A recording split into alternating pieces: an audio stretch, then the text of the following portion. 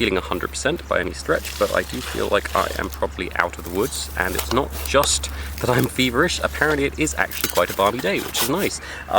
So we are going to be planting a little subcanopy and thicket edge tree today in the shape of another Eugenia uniflora. This is the Suriname Cherry. I've planted quite a few of them. Lovely little fruit tree in its own right, but also quite a good one because it's quite tolerant of morning sun, even though it doesn't really want full sun. It'll be happy with morning sun.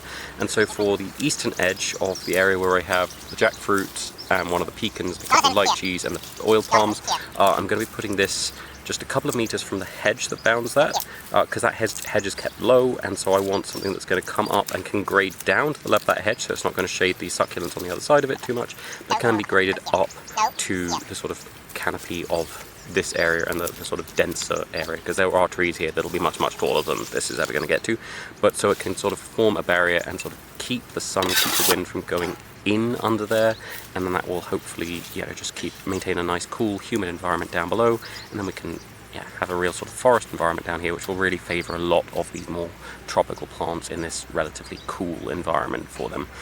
We are going to then be adding into that 3 companion plants, so as per usual Dracaena fragrans is going in as a little shader and marker. This is quite a small one, and we're going to be plucking it quite into the sort of tender tissue, more than you would if you were keeping that above ground, but this is going to be below ground, the entire place where I've taken off leaves, so it will basically be just a sort of root forming, water absorbing area.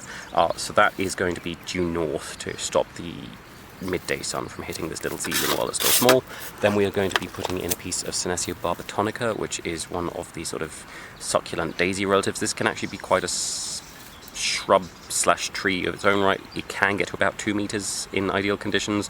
We're not ideal conditions here. I don't think we're quite dry enough in our wet season, and I think possibly it would like a little bit of precipitation outside of our wet season as well, so it tends to get a little bit brittle and tends to snap here if it starts to get long and large.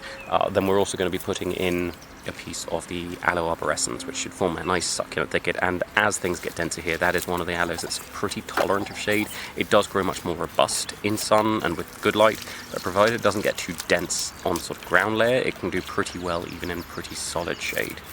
And that should be everything for today, so thank you very much for watching. I hope you have enjoyed it, and if you haven't enjoyed it, thank you for watching anyway. Please tune in again tomorrow. I will be planting something else. I don't think tomorrow I'll be planting 2 things, but soon that will be happening to play catch up for the days that I have missed. But I'm not feeling that good yet.